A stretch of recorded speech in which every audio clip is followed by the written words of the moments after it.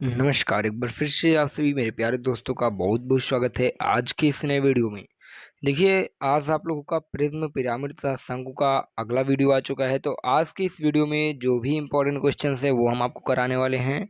तो आप लोग वीडियो को पूरा आखिर तक देखिएगा और आप लोगों से मैं यही कहूँगा कि आप लोगों को जितनी भी वीडियोज़ दी जाती हैं मैथमेटिक्स की चैप्टर वाइज, वो आपको डेली देखनी है। क्योंकि देखिए, जब भी आपको मैथमेटिक्स के इंपॉर्टेंट क्वेश्चंस की ये जो सीरीज चल रही है, चैप्टर वाइज आपको चैप्टर बाय चैप्टर पढ़ाया जा रहा है। और ये आपका जो चैप्टर है 36 है आपका, 36 नंबर चैप्टर है आपका। और आपका भी जो टोटल बचा हुआ है वो सिर्फ और सिर्फ 4 चैप्टर बचे हुए हैं।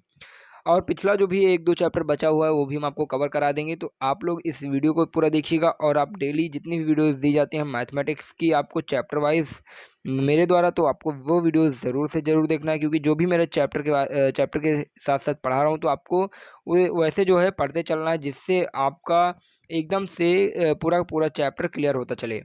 तो चलिए हम आज की इस वीडियो की ओर बढ़ते हैं और आपका जो भी इम्पोर्टेंट क्वेश्चन्स है आज का वो करा देते हैं। तो स्टार्ट करते हैं वीडियो को। तो देखिएगा, जो क्वेश्चन है आपकी स्क्रीन पे है, काफ़ी ज़्यादा इम्पोर्टेंट भी है। क्वेश्चन क्या है, पॉलिटेक्निक 2014 में पूछा जा चुका है। और आपको बता दीजिए, जितने भी क्वेश्चन बताए जाएंगे महत्वपूर्ण ही हैं। तो आप लोग देखिएगा, सबसे पहला क्वेश्चन, एक समलंबी प्रिज्म 173 सेंटीमीटर स्क्वायर क्षेत्रफल वाला एक समबाहु त्रिभुज है। एक समलंबी प्रिज्म 173 सेंटीमीटर स्क्वायर क्षेत्रफल है, इसका जो है क्षेत्रफल वाला एक समबाहु त्रिभुज है। कैसा त्रिभुज है? समबाहु त्रिभुज है। उस प्रिज्म का आयतन आपको दिया गया है 10,380 सेंटीमीटर क्यूब। आयतन आपको दिया गया है 10,380 सेंटीमीटर क्यूब। उस प्रिज्म का पार्श्व सतह का क्षेत्रफल क्या होगा? हमें ज्ञात क्या करना है? पार्श्व सतह का क्षेत्रफल ज्ञात करना है। ऑप्शन आपको यहाँ पे 4 दिए गए हैं, इनमें से कौन सा सही होगा हम देखते हैं। देखिए, सबसे पहले आपको इसमें अभीष्ट आयतन ज्ञात होना चाहिए, तभी जो है आप इसका आगे का जो है आप कर सकते हैं। देखिए, अभीष्ट आयतन ज्ञात करने के लिए जो आपका प्रिज्म है, वो प्रिज्म का जो आयतन होता है, फार्मूला लगा देना है आपको प्रिज्म के आयतन का। और प्रिज्म के आयतन का जो फार्मूला होता है आपको पता है, आधार का क्षेत्रफल गुणे ऊंचाई होता है। क्योंकि प्रिज्म का जो आयतन होता है, मैंने आपको पहले ही बता दिया इसका फार्मूला, प्रिज्म का आयतन बराबर होता है आधार का क्षेत्रफल गुणे ऊंचाई। तो ये आपका हो गया फार्मूला। अब इस फार्मूले से हम आधार का, देखिए क्षेत्रफल आपको कुछ दिया है, तो आप उसमें जो भी चीज़ें आपको दी गई हैं वो हम रख देंगे। देखिए, प्रिज्म का आपको आयतन सबसे पहले बात तो दिया है, आप यहाँ पे देखेंगे क्वेश्चन में, तो आयतन आपको दिया ही है। क्या क्या दिया है आपको? आयतन आपको दिया गया है। फिर उसके बाद आप ध्यान दीजिएगा, यहाँ पे जो आपको दिया गया है वो क्या है? आयतन के बाद आपको देखिए यहाँ पे क्षेत्रफल दिया गया है। दो चीज़ आपको यहाँ पे मिल चुकी है। तो देखिए, यहाँ पे हम जितनी भी चीज़ें यहाँ पे मिल चुकी हैं हम वहाँ पे रख देंगे। देखिए, हमने आयतन रख दिया, क्षेत्रफल रख दिया, और गुणे में ऊंचाई जो है यच हमने ऐसे ही निकाल लिया। यच क्योंकि हमें ज्ञात करना है, हाइट हमें ज्ञात करना है, तो इसलिए आयतन को हम ऐसे ही रखा रहने दिए। अब देखिए यहाँ पे और क्या चीज़ आपको दी गई है, और आपको यहाँ पे दिया गया है। देखिए, यच जब हम निकाल लेते हैं तो यच हमारा कितना आ जाता है, जो 173 है उसको हम ले आएंगे इसके नीचे, तो 10,380 बटे में 173 हो गया। तो जब हम इसका भाग करेंगे तो ये आपका हो जाएगा 60 सेंटीमीटर। 60 सेंटीमीटर जो आपका हो जाएगा हाइट हो जाएगा प्रिज्म का। प्रिज्म का हाइट आपका आ गया 60 सेंटीमीटर। हमें ज्ञात क्या करना था? हमें ज्ञात करना था पार्श्व सतह का क्षेत्रफल। पार्श्व सतह का क्षेत्रफल ज्ञात करना था, और पार्श्व सतह का क्षेत्रफल ज्ञात करने के लिए हमें पता है क्या होता है, पार्श्वीय पृष्ठ क्षेत्रफल आपको ज्ञात करना है। तो पार्श्वीय पृष्ठ क्षेत्रफल आपका क्या होता है? √3/4 ए स्क्वायर। अब यहाँ पे ए जो आपका है क्या है? भुजा है। और यहाँ पे जो भुजा आपको दी गई है वो क्या दी गई है? हमें ज्ञात कर लेना है। देखिए, √3/4 इंटू ए स्क्वायर हो जाता है आपका पार्श्वीय पृष्ठ का क्षेत्रफल। और पार्श्वीय पृष्ठ का क्षेत्रफल आपको पहले ही दिया गया था। क्या दिया गया था? 173। तो हम क्या करते हैं, ए यहाँ से हमें ज्ञात हो जाएगा, 173 कर देंगे। देखिए, पार्श्वीय पृष्ठ का क्षेत्रफल √3/4 ए स्क्वायर हो गया, बराबर में क्षेत्रफल जो हमारा दिया गया था 173 वो रख दिए। तो यहाँ से हमें जो ए मिलेगा, ए स्क्वायर मिल जाएगा, वो हमें मिल जाएगा 173 इंटू 4/√3। अब यहाँ से हमें ए ज्ञात करना है, तो ए हमारा क्या हो जाएगा, 173 इंटू में 4 अपॉन में हो जाएगा √3 का मान। √3 का मान क्या होता है? 1.7321 टू होता है 1.732। तो देखिए यहाँ पे आपका जो भी यहाँ पे वैल्यू है वो हम रख देते हैं 1.73 रख देते हैं। तो यहाँ पे पॉइंट जब हटाया जाएगा तो ऊपर जो है जीरो बढ़ जाएगा, कितने पॉइंट पॉइंट के बाद जितने अंक है उतना जीरो बढ़ा दिए। वो 173 से 173 कट गया, और यहाँ पे आपका 4 से जब गुणा हो जाएगा तो ए स्क्वायर आपका आ जाएगा 400। जब ए स्क्वायर आपका 400 आ गया तो आपको यहाँ से जो भुजा मिलेगी ए मिल जाएगा, वो क्या मिल जाएगा 20 सेंटीमीटर मिल जाएगा। अब जब हमें 20 सेंटीमीटर भुजा मिल चुका है, ऊंचाई भी हमने ज्ञात कर लिया है, यच हमने क्या निकाल लिया था, यच बराबर हमने निकाल लिया था 60 सेंटीमीटर। दो चीज हमें मिल चुकी है। अब हमें ज्ञात करना है प्रिज्म के पार्श्व सतह का क्षेत्रफल।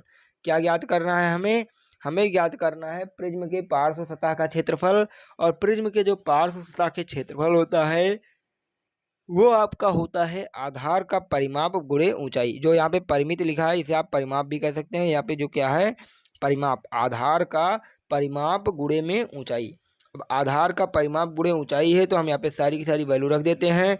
ऊंचाई यच आपका क्या था, यच आपका था 60 डिग्री। अब आधार का परिमाप हमें याद करना है, तो परिमाप हमारा क्या हो जाएगा 3 इंटू में हो जाएगा, 3 इंटू में हो जाएगा आपका भुजा। तो हमने क्या कर दिया यहाँ पे 3 इंटू भुजा कर दिया, इंटू में 60 कर दिया। तो 3 इंटू 20 और इंटू 60 क्या हो जाएगा 60 इंटू 60, और टोटल जो आपका निकल के आएगा वैल्यू वो 3600 हो जाएगा, मतलब 3600 हो जाएगा। अब देखिए यहाँ पे पार्श्व सतह का क्षेत्रफल है तो इसलिए आपका जो यूनिट लगेगा सेंटीमीटर स्क्वायर लग जाएगा। और यहाँ से आपको आंसर क्या मिल जाएगा 3600 सेंटीमीटर स्क्वायर। 3600 सेंटीमीटर स्क्वायर आपका आंसर आ जाएगा। तो यहाँ से आपको जो है प्रिज्म के पार्श्व सतह का क्षेत्रफल मिल चुका है। कितना मिल चुका है 3600 सेंटीमीटर स्क्वायर मिल चुका है आंसर। देखिए सबसे पहले हमने क्या किया, सबसे पहले हमने हाइट निकाल लिया। प्रिज्म के जो है आयतन का फॉर्मूला लगा के हमने हाइट निकाल लिया। फिर हमने क्या किया, समबाहु त्रिभुज था तो समबाहु त्रिभुज था और समलंबी था तो हमने क्या किया, जो है वहाँ पे जो फार्मूला होता है आपका समचतुष्फलक में पार्श्व पृष्ठ क्षेत्र पृष्ठीय क्षेत्रफल का, वो फार्मूला लगा के हमने क्या किया भुजा ज्ञात कर लिया। जब हमने भुजा ज्ञात कर लिया तब हमने भुजा और हाइट जब हमें ज्ञात हो गई तो हम प्रिज्म का पार्श्व सतह का क्षेत्रफल ज्ञात कर पाए, और आंसर हमारा फाइनली क्या आ गया 3600 सेंटीमीटर स्क्वायर। यही हमारा एकदम से करेक्ट आंसर हो जाएगा। तो उम्मीद करते हैं आपको ये क्वेश्चन समझ में आया होगा। चलिए आगे बढ़ते हैं अगले प्रश्न की ओर। और अगला प्रश्न आपके सामने स्क्रीन पे है, यदि किसी पिंड के त्रिभुजाकार आधार की प्रत्येक भुजा की लंबाई 4 सेंटीमीटर हो। क्या है, किसी पिरामिड के त्रिभुजाकार आधार के प्रत्येक भुजा की लंबाई आपकी क्या है 4 सेंटीमीटर है। तिर्यक ऊंचाई दी हुई है 5 सेंटीमीटर। तो पिरामिड के पार्श्व क्षेत्रफल ज्ञात करने हैं। अब पिरामिड का पार्श्व क्षेत्रफल हमें ज्ञात करना है। यहाँ पे हमें भुजा की लंबाई ए दी गई है, तिर्यक ऊंचाई यल दी गई है, हमें ज्ञात करना है पार्श्व क्षेत्रफल। अब पार्श्व पृष्ठ का क्षेत्रफल फार्मूला क्या होता है, पार्श्व पृष्ठ का क्षेत्रफल बराबर आधार का परिमाप गुणे तिर्यक ऊंचाई 1/2 आधार का परिमाप गुणे तिर्यक ऊंचाई। और आधार का परिमाप अभी मैंने आपको बताया क्या होता है 3 इंटू ए हो जाता है, 3 और इंटू में भुजा, तो 1/2 ऐसे ही हो गया। और 3 इंटू ए की जगह पे हमने क्या दिया, अभी ए की जगह पे हमारा जो वैल्यू दिया हुआ था 4 दिया हुआ था, क्योंकि हमारा जो भुजा की लंबाई थी क्या थी 4 सेंटीमीटर। तो यहाँ पे आधार का परिमाप आपका क्या हो जाएगा 3 इंटू 4 हो जाएगा। तिर्यक ऊंचाई हमें पहले से दी गई थी 5 सेंटीमीटर, तो हमने 5 सेंटीमीटर कर दिया। यहाँ से आपका जो है 2 से 4 से कट जाएगा, तो यहाँ पे 2 गुणे जो है आपका 2 होता था 4, तो इसलिए यहाँ पे 2 आ जाएगा ऊपर। हमारे पास जो टोटल वैल्यू बचेगी वो क्या बच जाएगी, यहाँ पे ध्यान दीजिएगा 3 गुणे 2 गुणे 5, और 3 गुणे 2 गुणे 5 आपका हो जाएगा 30 सेंटीमीटर, और यही आपका हो जाएगा आंसर। पार्श्व पृष्ठ का क्षेत्रफल क्या हो जाएगा 30 सेंटीमीटर स्क्वायर हो जाएगा। और ये कैसा जो है फिगर था, आकृति कैसा था, वो है आपकी पिरामिड। तो पिरामिड के पार्श्व क्षेत्रफल का मान आपको मिल गया 30 सेंटीमीटर स्क्वायर, और यही आपका एकदम से करेक्ट आंसर हो जाएगा। तो उम्मीद करते हैं आपको ये समझ में आ गया होगा। चलिए अब हम आगे बढ़ जाते हैं और अगले प्रश्न की ओर देखिएगा। अगला प्रश्न आप देखिएगा, यदि किसी शंकु के आधार का अर्धव्यास दोगुना कर दिया जाए तथा उसकी ऊंचाई में कोई परिवर्तन न किया जाए तो नए शंकु का आयतन प्रारंभिक शंकु के आयतन से अनुपात होगा।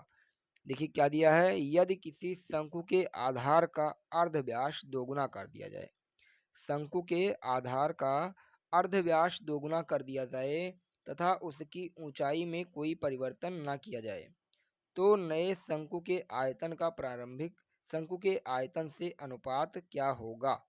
पॉलिटेक्निक एंट्रेंस एग्जाम 2011 में भी पूछा जा चुका है। देखिएगा, ये आपका क्वेश्चन है। अब हमें इसे कैसे सॉल्व करना है हम आपको बताते हैं। देखिए, सबसे पहले तो आपको यहाँ पे बात क्या ध्यान देनी है कि कह रहा है अर्धव्यास को दोगुना कर दिया जाए। अर्धव्यास मतलब क्या होता है, आपका त्रिज्या होता है। तो त्रिज्या को हम दोगुना कर रहे हैं, मतलब 2 से गुणा कर रहे हैं। और जो हाइट आपकी दी गई है यच, और यच में आपको कोई परिवर्तन नहीं करना है। तो अब चलिए हम देखते हैं। सबसे पहले देखिए, शंकु का आयतन कहा जा रहा है। तो शंकु का आयतन हमें निकालना है, प्रारंभिक और अंतिम शंकु का आयतन ज्ञात करना है। तो चलिए देखिए, सबसे पहले हम क्या करते हैं, प्रारंभिक शंकु के आधार का अर्धव्यास एक्स मान लेते हैं या फिर आर मान लेते हैं तथा ऊंचाई एच मान लेते हैं। तब जो आपका आयतन बनेगा, तो शंकु का आयतन आपका क्या बन जाएगा, शंकु का आयतन जो होता है आपका 1/3 पाई एक्स स्क्वायर एच हो जाता है। अगर हम अर्धव्यास को यक्स मान लें, ऊंचाई को एच मान लें, तो हमारा जो आयतन आएगा 1/3 पाई एक्स स्क्वायर एच हो जाता है। अब हमें जो है यहाँ पे कह रहा है, ये तो पहले की आपकी क्या हो गई, ये आपका हो गया सबसे पहले, मतलब जब हमने परिवर्तन नहीं किया था, जो वो है आपकी प्रथम स्टेज पे। अब हम यहाँ पे परिवर्तन कर रहे हैं क्या, अर्धव्यास जो है, अर्धव्यास को हम 2 गुना कर रहे हैं, मतलब 2x कर देंगे। और यच जो आपका रहेगा ऐसे ही रह जाएगा। तो हम क्या करेंगे, नए सिरे में जब हम लिखेंगे, तो आधार की त्रिज्या दोगुनी कर देने पर क्या आयतन हो जाएगा, 1/3 पाई एक्स की जगह पे हम क्या कर देंगे, 2x कर देंगे। तो 2x का स्क्वायर और इंटू में एच हो जाएगा। तो यहाँ से जो आपका आएगा वो क्या आ जाएगा, 1/3 पाई 4x स्क्वायर एच हो जाएगा। ठीक है, तो हमें क्या मिल चुका है, 2 आयतन मिल चुका है। एक तो आयतन ये है आपका समीकरण 1, और इस जो दूसरा आयतन है आपका ये मिल चुका है। अब हम क्या करेंगे, हमें अनुपात ज्ञात करना है पुराने का और अभी मतलब नए का और पुराने का। तो हमारा जो पुराना था वो हमारा इतना था, नया वाला इतना है। तो हम क्या करेंगे, नया जो आयतन आया है उसका और इससे जो है अनुपात हम निकाल लेंगे। तो हम क्या करते हैं, 1/3 पाई 4 इंटू एक्स स्क्वायर एच कर देते हैं, जो कि नया वाला है। और अपॉन में पुराना, देखिए 1/3 से 1/3 कट गया, पाई से आपका पाई कट गया, एक्स स्क्वायर से एक्स स्क्वायर, एच से एच। टोटल जो हमारे पास बचा वो क्या बच गया, 4/1 बच गया।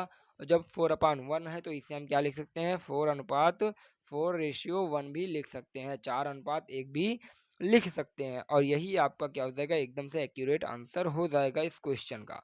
देखिए, बहुत ही आसान आसान से क्वेश्चन है। इसमें आपको फार्मूले याद होने चाहिए, 2-3 फार्मूले जो भी बहुत ही ज़्यादा इंपॉर्टेंट हैं।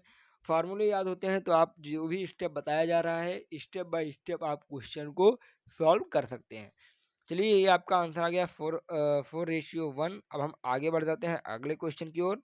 तो अगला क्वेश्चन है हमारा, आपकी स्क्रीन पे देखिए क्या है, एक प्रिज्म का आधार n भुजाओं वाला एक बहुभुज है। क्या है, एक प्रिज्म है और प्रिज्म का आधार आपका n भुजाओं वाला एक बहुभुज है। कोरों की संख्या क्या होगी, हमें क्या ज्ञात करना है, कोर की संख्या ज्ञात करना है।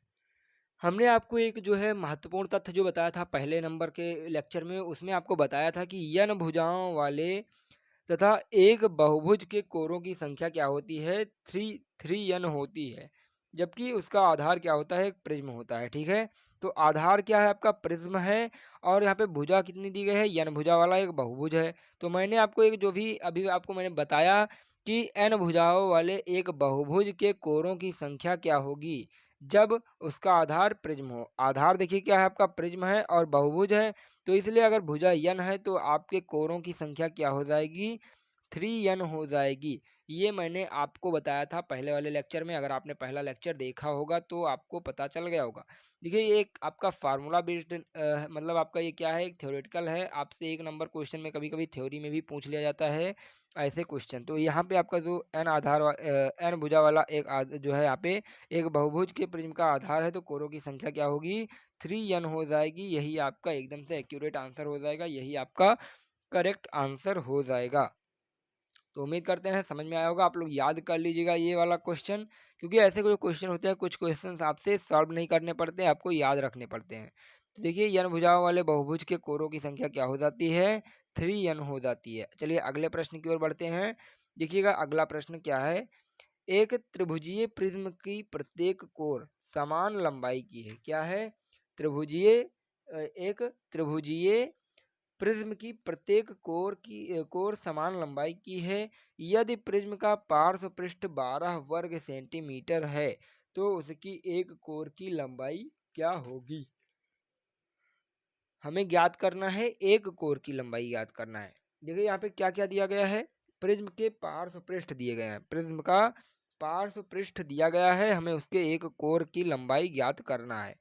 देखिए सबसे पहले हम क्या करते हैं, मान लेते हैं कि जो भुजा आपकी है यक्ष है और प्रिज्म की ऊंचाई भी क्या है आपकी यक्ष ही हो जाएगी। तो पार्श्व पृष्ठ क्या होता है, परिमाप इंटू ऊंचाई होता है, परिमाप गुणे ऊंचाई होता है। तो देखिए परिमाप गुणे ऊंचाई होता है, तो आपको मैंने परिमाप बताया ही क्या होता है, परिमाप बराबर क्या होता है 3 और इंटू में भुजा होता है। तो हमने अभी भुजा क्या मान लिया, यक्ष मान लिया, और जो हमारी ऊंचाई थी वो भी यक्ष थी। तो परिमाप को अगर हम यश से व्यक्त करें तो परिमाप को, चलिए परिमाप ही यहाँ पे लिख देते हैं। तो आपका जो परिमाप हो जाएगा क्या हो जाएगा 3x और इंटू में क्या हो जाएगा यक्ष हो जाएगा। तो यहाँ से देखिए 3x और इंटू में यक्स कर दिए तो हमारा टोटल जो आ जाएगा क्या आ जाएगा 3x² हो जाएगा। तो जब हमारा 3x² हो गया और हमें पता है पार्श्व पृष्ठ हमारा क्या दिया गया था, पार्श्व पृष्ठ यहाँ पे सॉरी परिमाप नहीं था, यहाँ पे ध्यान दीजिएगा ये पार्श्व पृष्ठ था, पार्श्व पृष्ठ था, ये आप लोग ध्यान दीजिएगा, यहाँ पे परिमाप नहीं होगा, परिमाप आपका क्या है, ये है आपका परिमाप। तो देखिए पार्श्व पृष्ठ में पहले से दिया गया था 12 सेंटीमीटर, तो 3x² बराबर हमारा क्या हो जाएगा 12 के बराबर हो जाएगा। तो 3 से जब आप काटेंगे तो ये आपका 4 हो जाएगा, क्या हो जाएगा 3 से काटेंगे तो 4 हो जाएगा, x² बराबर 4 आ गया। तो x बराबर आपका आ जाएगा 2। तो x इज इक्वल टू हमें क्या मिल चुका है 2 सेंटीमीटर मिल चुका है, और यही हमारा एकदम से करेक्ट आंसर हो जाएगा।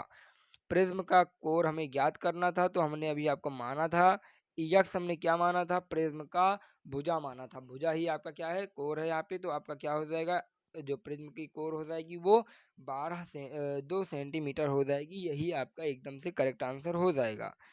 चलिए उम्मीद करते हैं आपको ये भी क्वेश्चन समझ में आ गया होगा। तो देखिए अगले क्वेश्चन की ओर बढ़ते हैं, स्क्रीन पे है अगला क्वेश्चन आपका। देखिए क्या है, एक 12 मीटर लंबे भुजा वाले एक वर्गाकार मैदान पर 20 मीटर ऊंचा पिरामिड के आकार का तंबू तानना है, तो आवश्यक कपड़े की माप क्या हो जाएगी? हमें क्या ज्ञात करना है, कपड़े की माप हमें ज्ञात करना है। और क्वेश्चन क्या कह रहा है, एक 12 मीटर लंबे भुजा वाले वर्गाकार मैदान पर 20 मीटर ऊंचा पिरामिड है, उसकी आकार का ही हमें क्या करना है तंबू तानना है। इसके लिए हमें आवश्यक जो हमारा कपड़ा होगा वो क्या हो जाएगा, यहाँ पे देखिए कुछ आपके ऑप्शन दिए गए हैं, तो इनमें से क्या होगा। देखिए हमें, देखिए सबसे पहले मैं आपको बताया था मैंने कि अगर कोई भी वर्गाकार आयताकार कोई भी आपका जो भी है, अगर इसकी अधिकतम जो है लंबाई हमें याद करनी है कि कितना लंबाई तक हम इसमें कुछ रख सकते हैं, तो हम क्या करते थे उसका विकर्ण निकाल लेते थे। इसी प्रकार से हम क्या करेंगे यहाँ पर भी विकर्ण निकालेंगे, मतलब तिर्यक ऊंचाई निकालेंगे, और तिर्यक ऊंचाई जब हमारा निकल के आ जाएगा तो हमें तिर्यक पृष्ठ इसका ज्ञात करना पड़ेगा, क्योंकि जब तिर्यक पृष्ठ हम ज्ञात करेंगे तो हमें पता लग जाएगा कि हम कितनी दूरी तक के मतलब कितना कपड़ा हम उस पर ढक सकते हैं।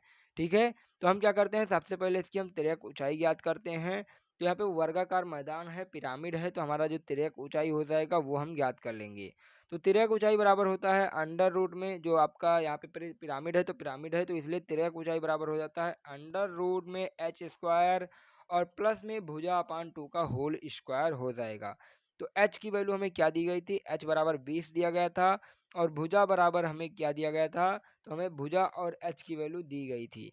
ठीक है, तो जब हमें भुजा और h की वैल्यू दी गई थी तो हम यहाँ पे सारी चीज़ें ऐसे रख देते हैं। देखिएगा भुजा हमें क्या की गई थी 12 सेंटीमीटर था, तो 12/2 आपका हो जाएगा क्या 6 हो जाएगा, तो यहाँ पे हमने 6 कर दिया।